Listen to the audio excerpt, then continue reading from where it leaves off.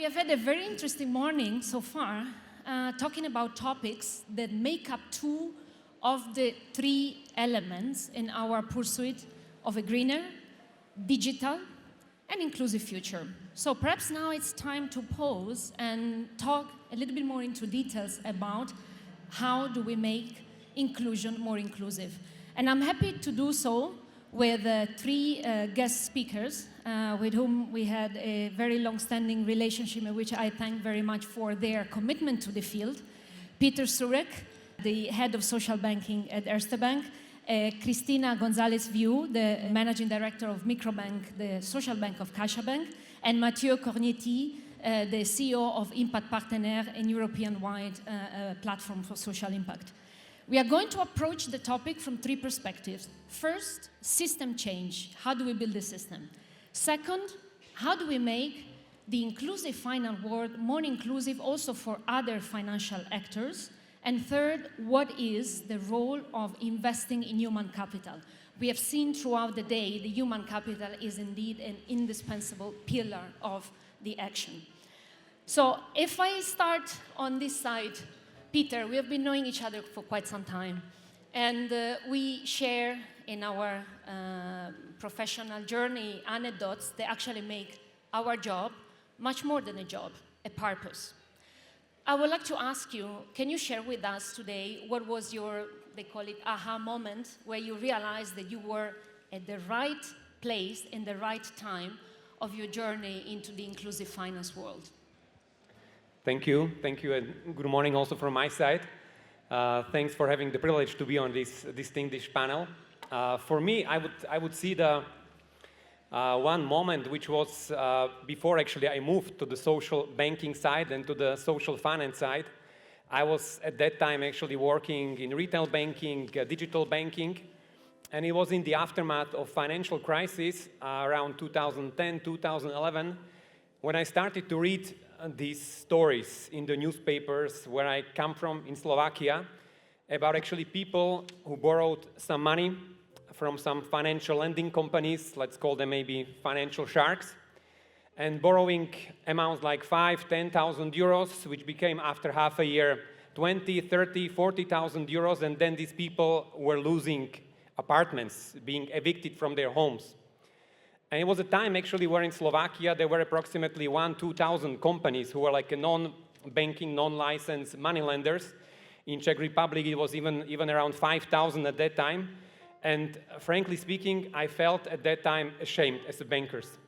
How come that we can't find solutions for these people who are probably below our radar screen, who can't get official loan from the bank, but needs to go to the money lenders and ruin their future?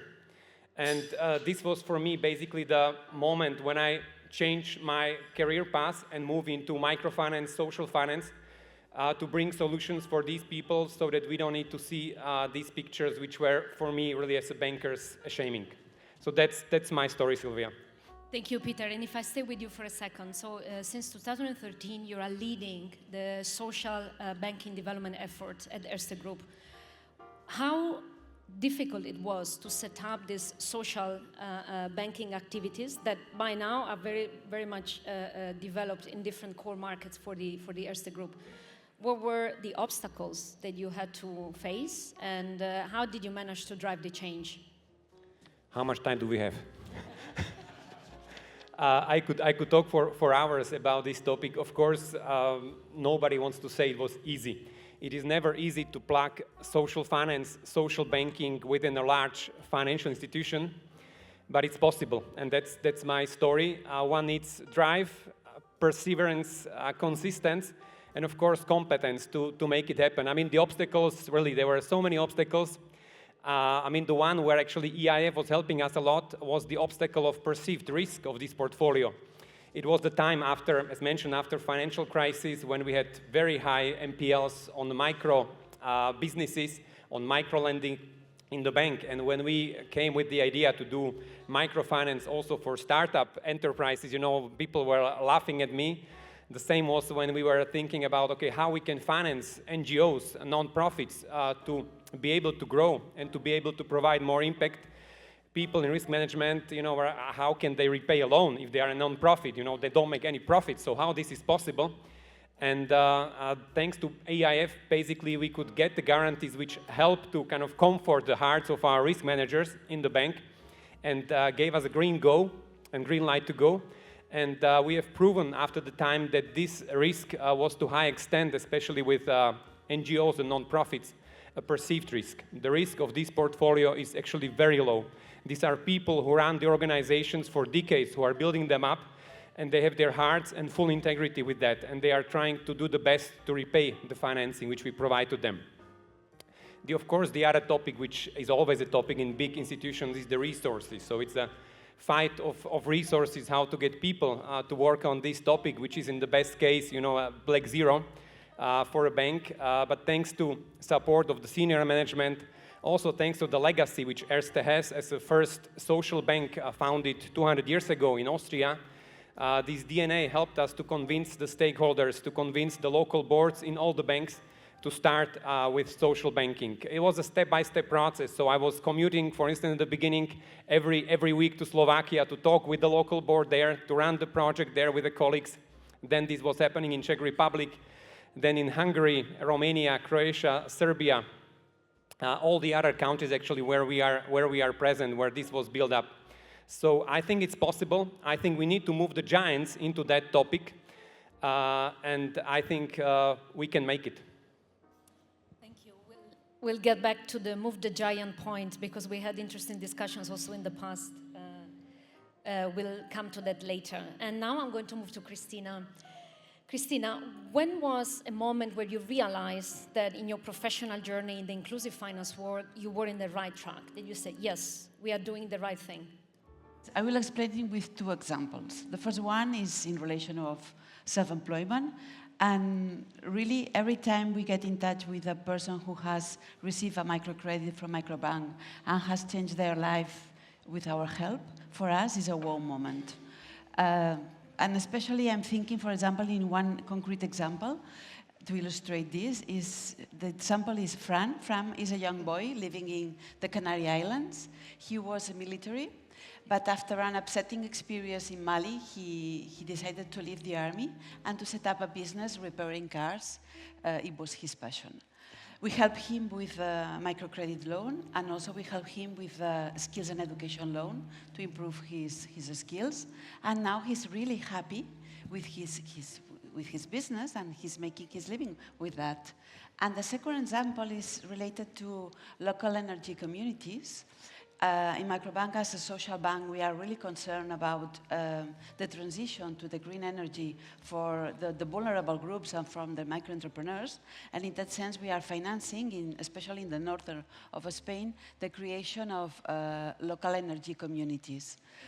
And in one of these communities, in Zumárraga in concrete, in the Basque Country, we asked to an elderly lady why he has joined the community. And her answer for me was really shocking. And I want to quote exactly her words, because for me was impacting. No? And she says exactly, I always think that whether a little or a lot, we can make savings on energy bills, which is what we are ultimately looking for. But, and this is the impacting me question, and remember that this is an elderly lady, near 80 years, I think. She says, but also, it makes me feel good because I will be using clean energy, therefore contributing to helping our planet. So for us, for me at that moment, was really a wow moment, to know that we are really doing something well, helping the society, helping the environment, and it's a wow moment. That's moving, thank you. And so Microbank is indeed the social bank of CaixaBank. And when this was set up, what was the business opportunity that you as a group have seen there, and that make you decide to move into that field? Well, Microbank was set up in 2007, and previously, through the foundation of CaixaBank, they started to launch microcredits. And at that moment, I think it was the moment of the big creation of microcredits in Europe. And we decided that it was near to do something more. For that reason, Microbank was created as a bank to do only this, microcredits.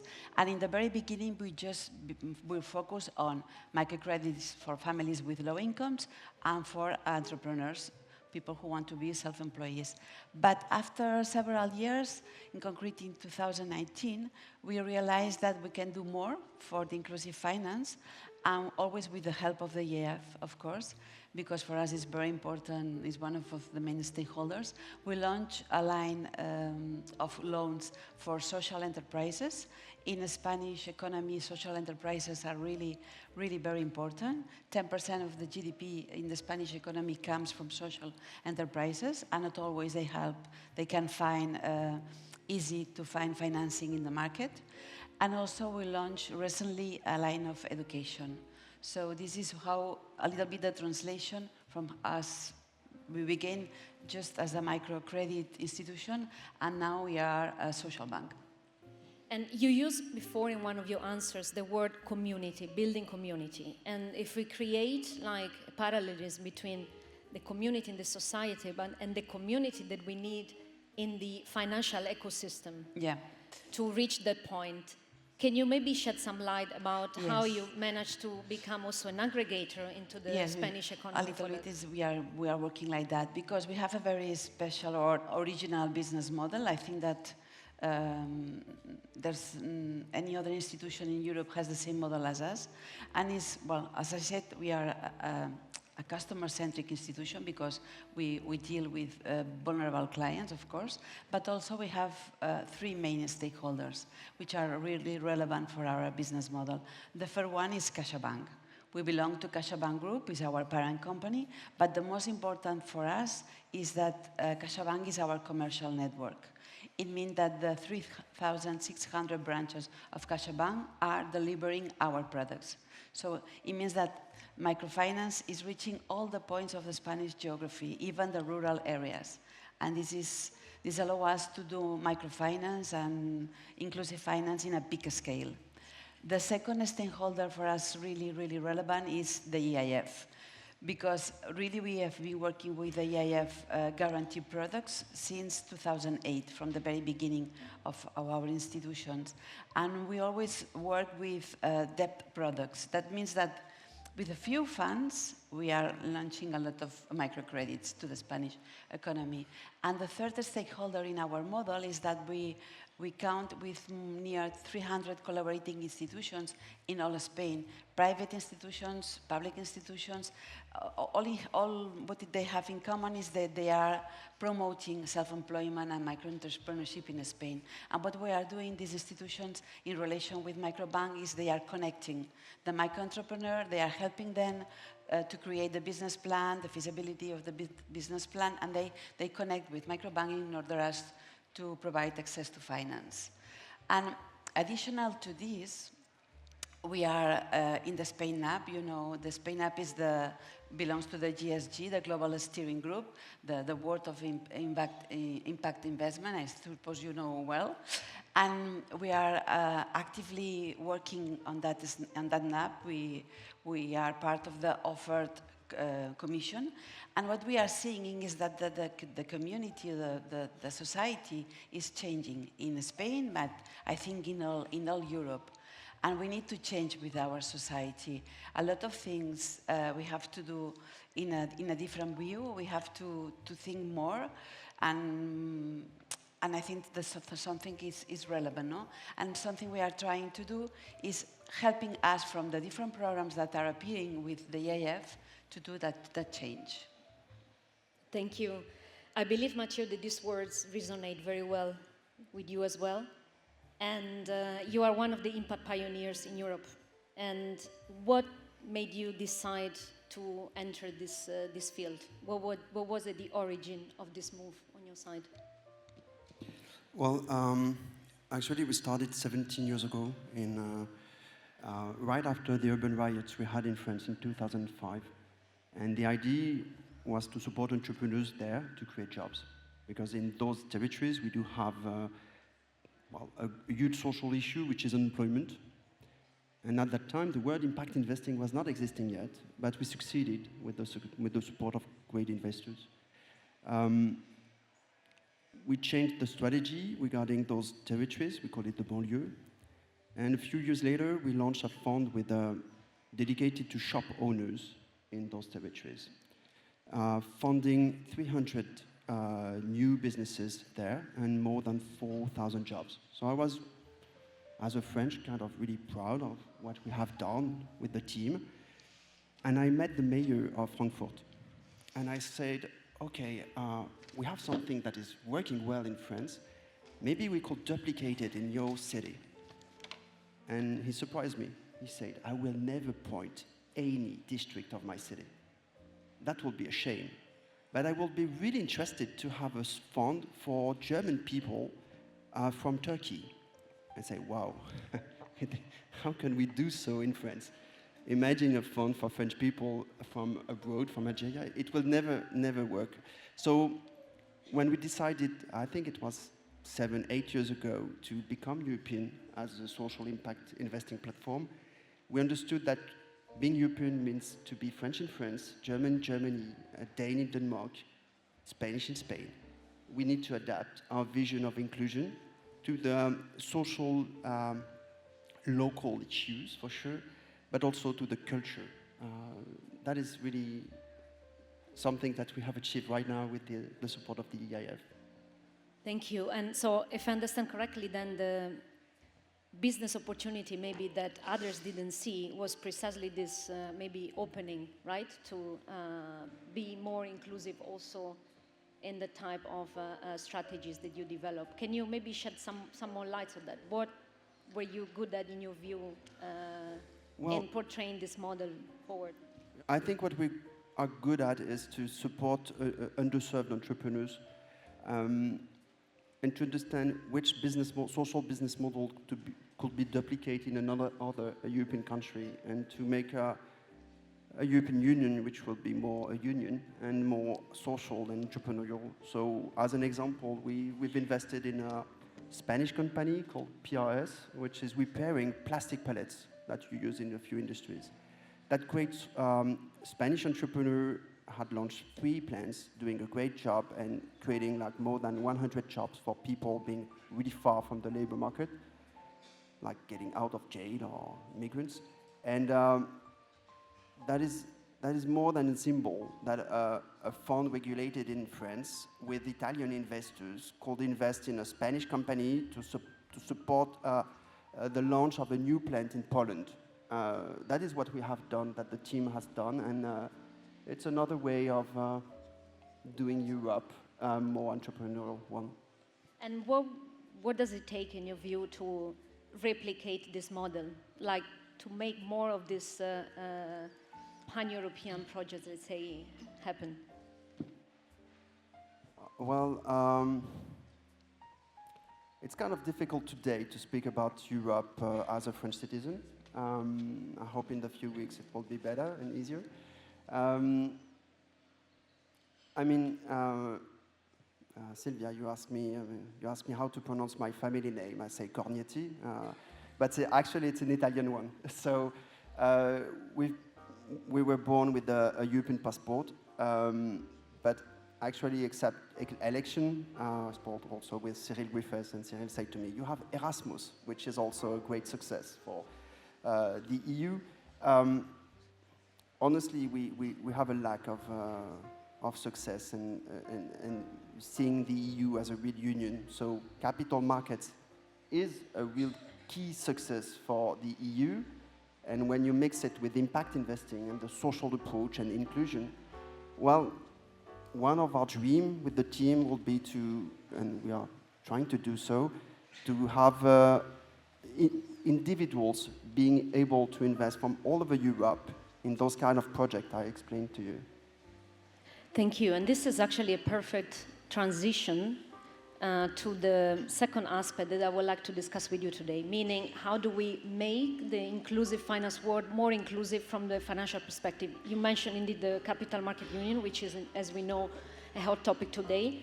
One of the key elements of the Capital Market Union is that how do we attract, let's say, new investors? And we all know that every other day we see reports highlighting the SDG financing gap And the last World Economic Forum report talks about a gap in the order of trillions. And I'm going to turn to Peter and ask Peter, like, what is your perspective? You said how to move the giants. How do we make, for instance, now I have, sorry for the noise. According to the Global Impact Investing Network, only pension funds represent 5% of the total direct impact investment in Europe, as an example. How do we move the giants towards this space? Well, not an easy question. In my perspective, there are areas which definitely could be interesting for big investors. I mean, when we started with social banking, we focused in the aftermath of the financial crisis on unemployment, so basically microfinance. Later on, we started with financing of social businesses, NGOs, non-profits, and also have some support programs for people in financial difficulty, some debt advisory. But more and more in the last years, actually, the one issue appeared. And this issue I see also in my role in the investment committee of the InvestEU Fund, not only present in our region, in Central and Eastern Europe, but also in Western Europe. And that's the number one social issue which we are facing now, and this is housing, affordable housing for all the people. You know, and this is a topic where actually you can really invest with big pockets. This is a topic which fits really to big pension funds, to big insurance companies. So I think that's one of the areas where they can play an instrumental role, because I mean, when I'm sitting in these different European committees, you know, we are discussing how to make the new renovation wave of the social housing in West Europe. I'm talking to my colleagues there that we have no social housing at all in Eastern Europe. We don't need to renovate them, we need to build them. And this takes billions and billions of investments. So how do we make these players attracted? Of course, all the countries are challenged to create supportive legal framework with incentives, because we are talking really about housing, about 20 to 30 years investment horizon. And if you really mean it truly and genuinely that it should be affordable or social housing, of course, you can't expect market returns. It would need to be lower. So the state would be challenged to create a stable legal framework and also incentives for these investors to invest according to their fiduciary duty into that kind of long-term assets. So that's, I think, one of the examples. Of course, the other example would be to try to aggregate different small businesses into larger portfolios. I mean, that's something which is visible very much on the market as a need, because there are many small initiatives, many small projects. Of course, it's very cost intense to work with these small entrepreneurs, which we also see in the region. So that's the second topic. I mean, the next part, of course, where we see is the social banks, impact investing topics, linking them, for example, with the microfinance operator. So that's something which is still somehow missing. Microfinance is really immense impact, especially when talking now about the challenge in Western Europe, which is mainly the migration, how to integrate, you know, those people in our societies, how to bring them job. I mean, their microfinance is having very, very good results, but it's many times not seen by impact investors as the area of impact. So I think there are many initiatives actually where these big investors can plug in with their funding, but it needs these intrapreneurs in all of these pension funds, in all of these big banks, who would be stubborn and who would go on and talk to the local, talk to the CEOs, talk to the boards, and convince them to start and step by step build it up. It also took us many years actually to build what we have built. But we have kept persistency and going step by step with small steps forwards. And now in social banking, we have generated 600 million euros of really small loans, 50,000 transactions. So we don't talk really about the big tickets. And we have also mobilized capital for affordable and social housing. But it all takes time, but it's possible. That's my message. And let me ask you another question. So do you think that the inclusive finance world would have to reinvent itself or to change something in the paradigm to indeed become maybe more attractive for this type of other actors? How the two worlds can actually meet in the middle? Well, I think it's not maybe only about these big investors and about the inclusive finance world. It's about a collaboration which needs to be broader in the society, because we see in many fields there is very limited business case. and there needs to be still a public sector being engaged in those projects. So I think what we need to really build is a trust-based collaboration between public sector, who for some topics really needs to kick in with their capital layer or with their grants and their funding, of course with a strong financial sector, and then with the social sector. I think we need to have this triumvirate, or how is it called in the old Greek, in order to be able to tackle the challenges. Because what we see, of course, on the public side, limited budgets. I mean, we see it, and we see it also with the InvestEU program, that the money is going out. So we need much more money. We see the money sitting with the private sector, you know, with big pension funds, and then we see the social organization, you know, trying to do the best with the very limited resources and budgets which they have. So we need to bring this all together and create maybe an outcome-based financing structure, you know, working really on the big topics where the repayment will come to the investors once the targets are achieved. I mean, that's a model which can really work well, because we see many things which needs to be tackled now at much lower cost, but we are always firefighting at much higher cost. So I think that's one of the examples actually where the public sector can work together with the private sector and social sector in order to prevent things like homelessness. You know, we know what are the costs of homelessness on the long run, but still we can't manage in many countries to run the Housing First program and to integrate these people into homes, which is a working solution, but there is just no money for that. The same is in the health sector, the same is in education, in many other areas. So I think these are the fields where the private investors can work together with public sector and social sector to create solution and to work with preventive measures to prevent the big costs which will come in a couple of decades. Perspective on that. What's your experience in attracting institutional investors, and what does it take to move the needle? I may say, as Peter, that it takes time. We have a dozen of different funds with 4 different strategies, but the core one, the historic one, is a growth equity fund with a social focus. I may admit that at the 5th fund, we can get new investors, and I guess for the 6th one, it will be 6th vintage, it will be then again new investors. So it's always really difficult to start a new strategy and to innovate. Thanks to the EIF, it is possible, but we have also great investors. What I do think today is it's easier today to fundraise on impact investing and speaking about inclusion compared to the last decades.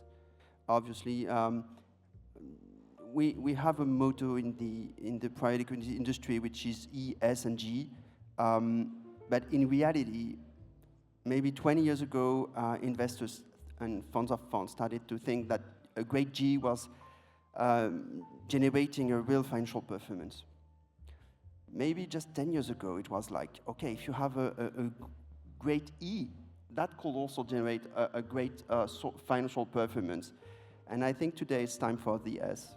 It's time for inclusion, and I believe that our investors and the whole LPs ecosystem has understood that social inequalities is not just a risk, it's also a great opportunity for their own investors. Thank you.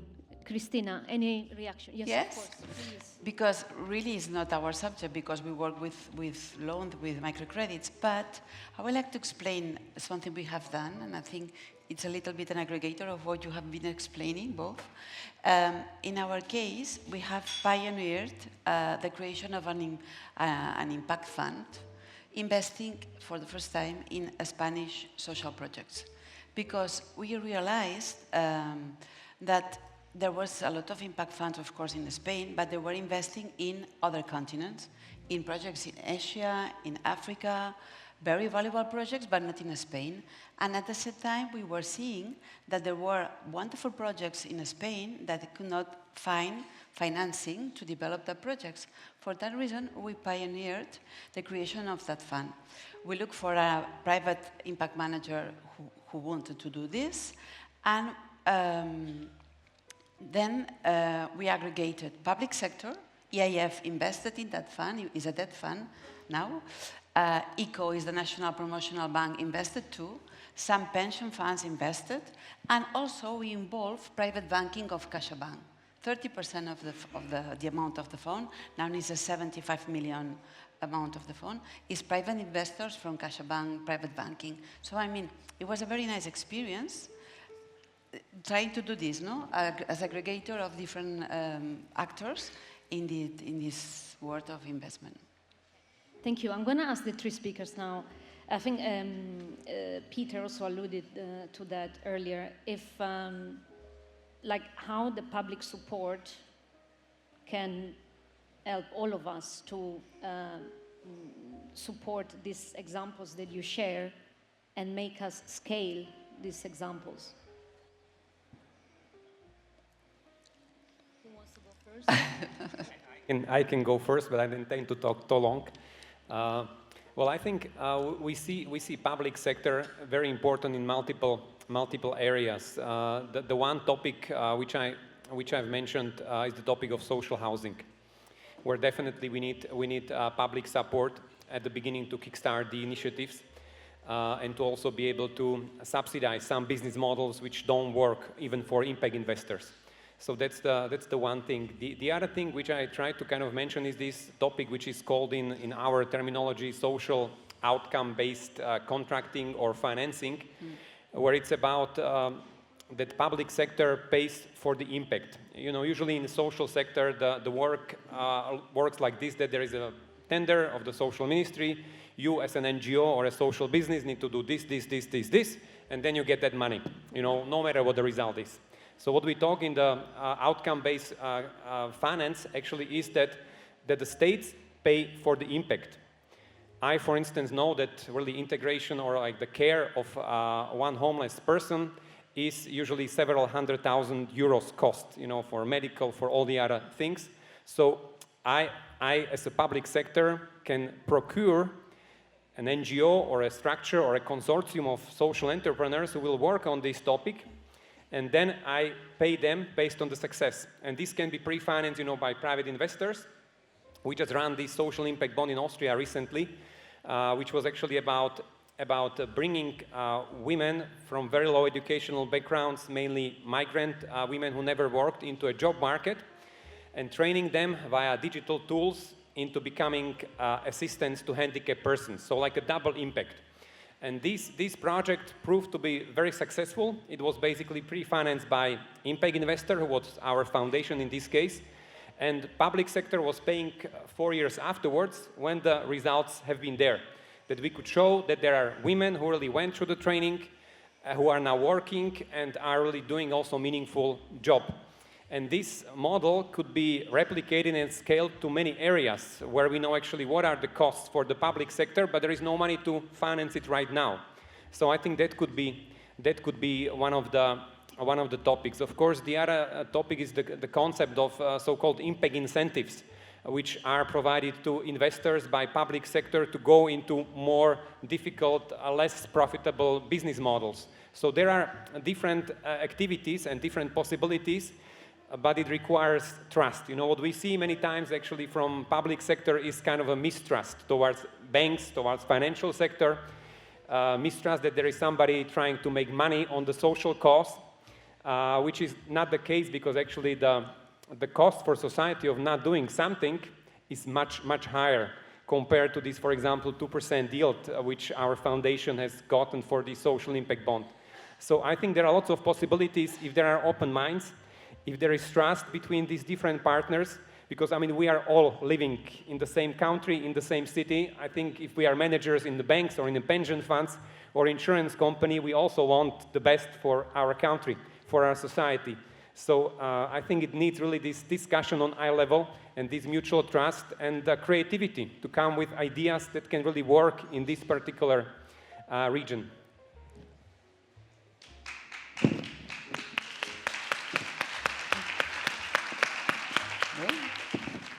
Thank you, Peter. Any reaction, Cristina? After his words, nothing else. No, really, just just about this, I think that Peter has explained it perfectly. Unfortunately, most of the things you have been explaining is not now, at that moment, the reality in Spain. We are in a different situation. But we are seeing now in Spain is that public sector has the funds, and private sector has the innovative social movement. So we have to find a way, as it seems you have found it, to connect the two words, no? And it's happening, it's beginning to happen, but still we are far away from that. Well, I totally agree. I do totally agree. I think we are, as an impact investor, a bridge between the public sector and public needs and the entrepreneurial level. Honestly, we owe a lot to public investors. We had the support from the EIF, from the French Public Bank, from ECF in Spain. We are always welcome from public investors, and they do not just offer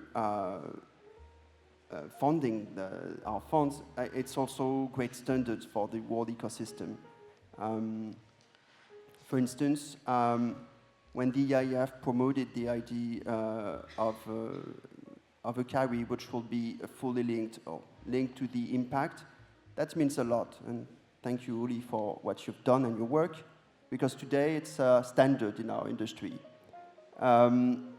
When we say and we explain to private investors that we have been through due diligence from the EIF with all the lawyers' costs, it does mean a lot to other investors. So I'm not complaining at all about public investors, especially there. The key for impact investing today is from the private sector, because we need to move the giant, but the giant is the private money. And huge institutional investors, they will not move so fast compared to individuals. So I really think that wealthy individuals and private banks could be the key for the next move. Fantastic. Thank you. Let's move now to the third pillar, let's say, of our discussion, which is investment in human capital. And I'm going to start with Cristina. Cristina, I know that you have an interesting example of a program that you are running at Microbank to support younger generation. Yeah. Can you tell us a little bit more about that and why this program is, in your view, instrumental to support the human capital of the future? Yes. We have a line of small loans. It's a very small line. We would like it's a little bit bigger, but really I think has a big impact in our society at that moment. It's a line for financing treatments for young people with social disorders. I prefer to say social disorders than say mental health, because I mean young people between 16 to 21, 22 years, and they are addictions, they have eating disorders, they have screenism, and this is a big problem, and it is an increasing problem in our society. The treatment for these disorders is very expensive, at least in Spain, and it's not covered by the welfare state. I mean that the families have to pay for these treatments, and we have a line of loans to help the families to pay these treatments. For us, it's really very important, and we have been measuring the impact of these loans, because every young we can recover will be a healthy adult, and it means a lot for our society. So for us, this is a line that, for the moment, we don't have any guarantees around with that loans. It's something that we are supporting ourselves, and I think that it's something that maybe the Commission, the EIF could think about to do something for individuals, on mental health or something else, but it's something is working.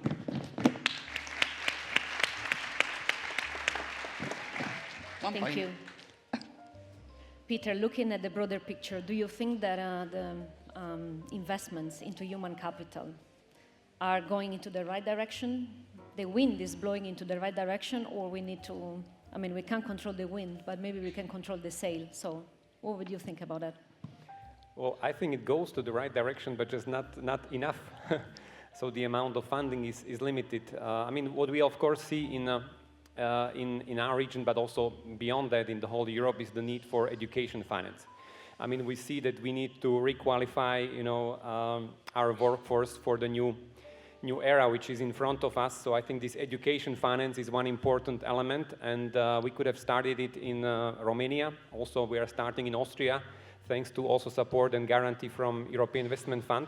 So this we see as a major topic. For instance, in Austria, we targeted at the very important topic of like IT education, IT coding, and also the caregiver education, which is also a kind of an expensive course and long-term course, which people need to make because there is a big lack of personnel, of course, in the care system.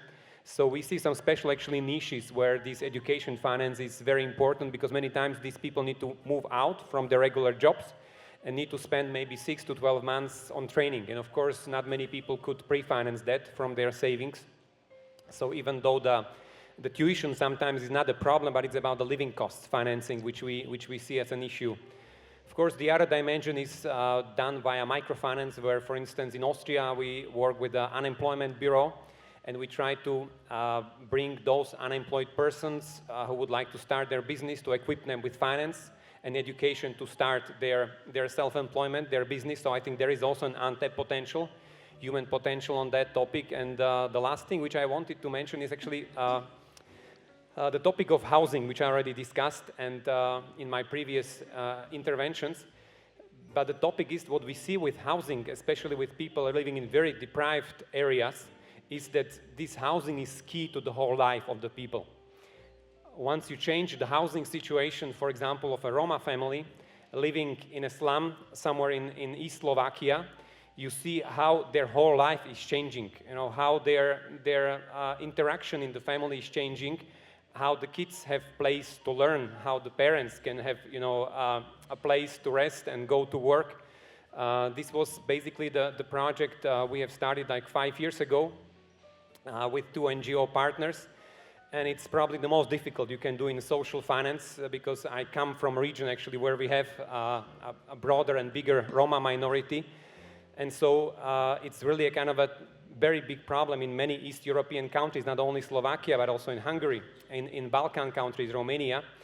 And I think in this intervention where we work with the family almost 4 years, starting with financial education, bringing them the basic rules, how to manage the household finance, helping them with getting rid of the old debts, helping them to save money and prepare them in this way for a loan, then working with municipality to reserve a land and prepare the land for legal construction of houses, because these people live in illegal constructions on foreign land, and then providing them a housing microloan of 15,000 euros. And I mean, nobody believes when I'm talking on different conferences that you can build a house for 15,000 euros. Yes, you can, and it doesn't look so bad as many people think.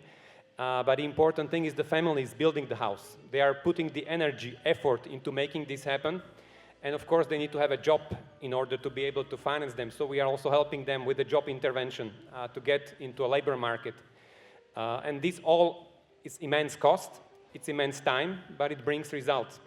And that's basically many times the situation in the social sector.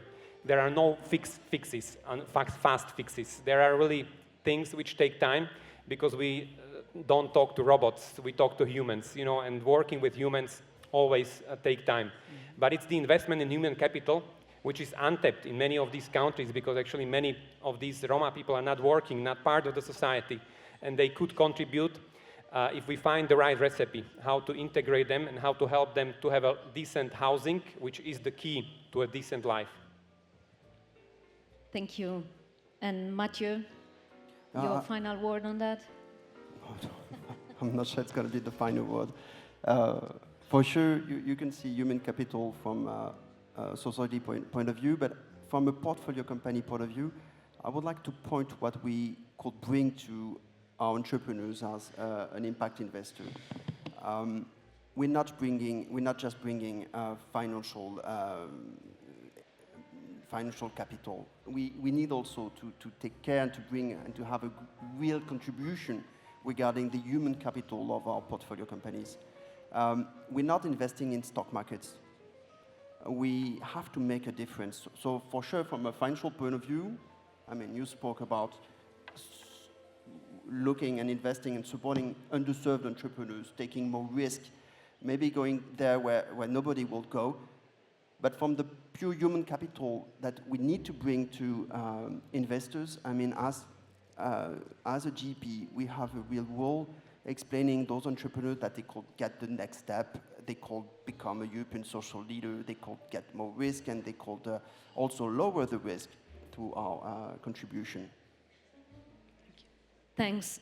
Just to summarize the insights that you shared, all of you, it seems to me that we can also build on the speech of our speaker at the beginning of the session, that it is really, we cannot look at each dimension in isolation. Peter, you were indeed hinting about this domino effect. You support the people in getting the house and the job, and then immediately there is an overall improvement in their life.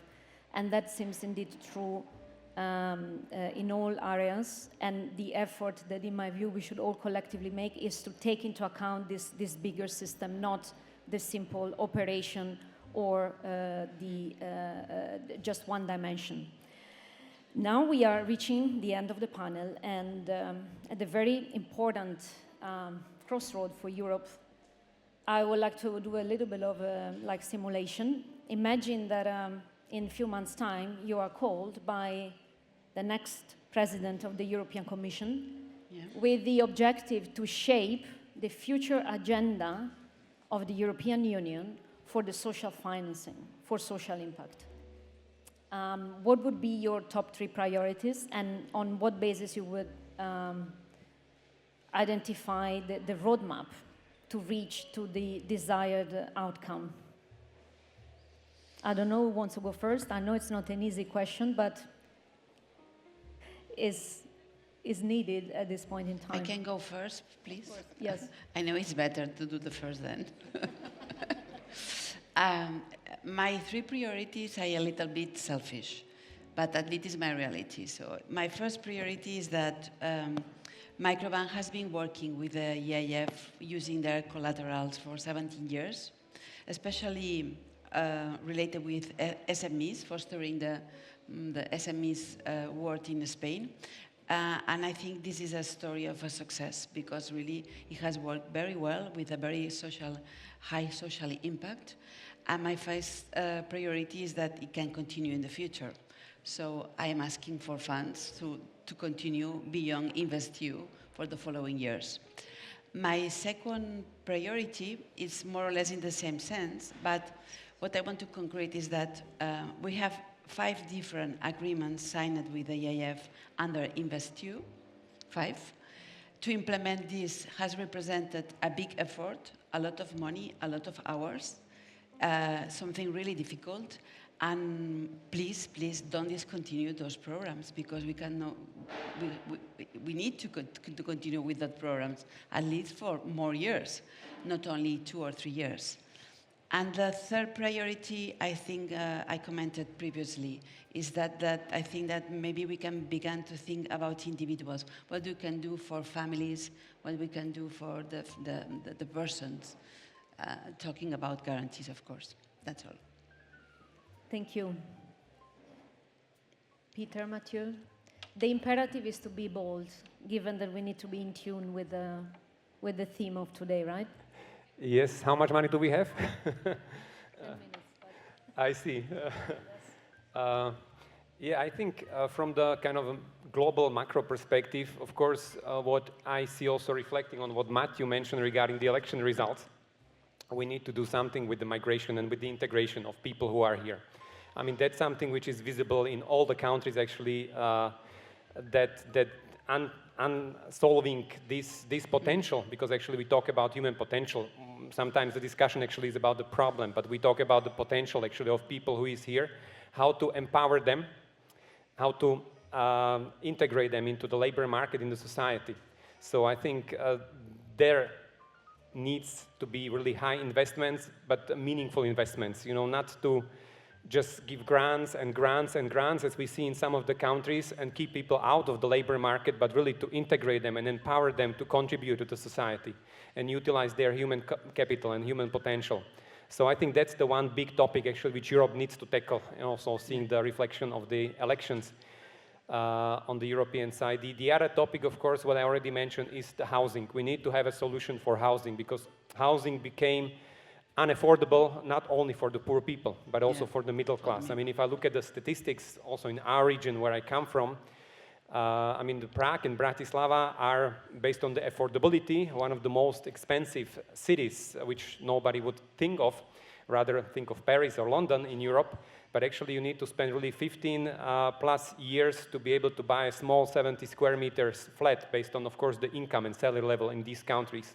So we need to find a solution for housing affordability, because, of course, the housing is the biggest expense in the balance sheet or the P&L, let's call it this way, of the private household. So a good solution for housing, of course, creates opportunities for other investments, which people can do if they pay 40–50% of their income for housing. So I would see this as a second important priority where we need to find solutions. And the third one really would be to think of preventive measures for other social problems which we see. So just thinking about this topic of, for instance, like kids' adiposis. You know, I mean, this will be an issue in 20–30 years for our health system. You know, I mean, we see how this is increasing and growing, but we don't do anything about this. Yeah, talking about, of course, the topics like unemployment, the needs. You know, the young people who are not in education, not in the employment. So there is a generation also in Eastern Europe which we see, which have never seen their parents and their grandparents working. You know, what kind of impact this has. So we need to find solutions and unlock creative potential of social enterprises, of impact enterprises with the public funding, to find solutions for these ticking problems, you know, which are ticking slowly, but if they tick for a long time, then they'll explode. So we need to find solutions for that, and I think that would be probably my discussions, how to think long term, not just to firefight, but to think really big, bold, and long term. Thank you. And Mathieu, what would you say to the next president of the European Commission? I do agree with Peter. Migration is key, and we're actually launching, with the support of the EIF and Guillaume Capel, a new fund for the inclusion of newcomers in Europe. But I mean, we need a social taxonomy. So I would really appreciate that when we speak about climate change, we stop speaking about a Green Deal. For sure, it's an environmental issue, but it will be first a social priority. You can change things for the next, I mean, in the next 30 years, and you get a solar plant, and great, in 30 years it's going to be better. But we will have the climate change in the next 3 decades. So clearly, the way we will face that climate change is the way we will get social cohesion. So it's really a matter, and I spoke about something that was a clear success from the EU, which was Erasmus regarding students, and maybe a kind of an Erasmus for social entrepreneurs all over Europe to understand that they could also bring that solution in other territories. That would be maybe great. Very good. So I would like to thank you very much for your valuable insights, and they come also at a very important moment, as Mario mentioned in the opening. There will be soon discussion for the next multi-financial framework of the Union. So we'll make sure that this fruitful thought is present in our mind. Thank you very much. Thanks to the audience for listening to us, and I wish you a nice continuation. Thank you. Thank you, Silvia.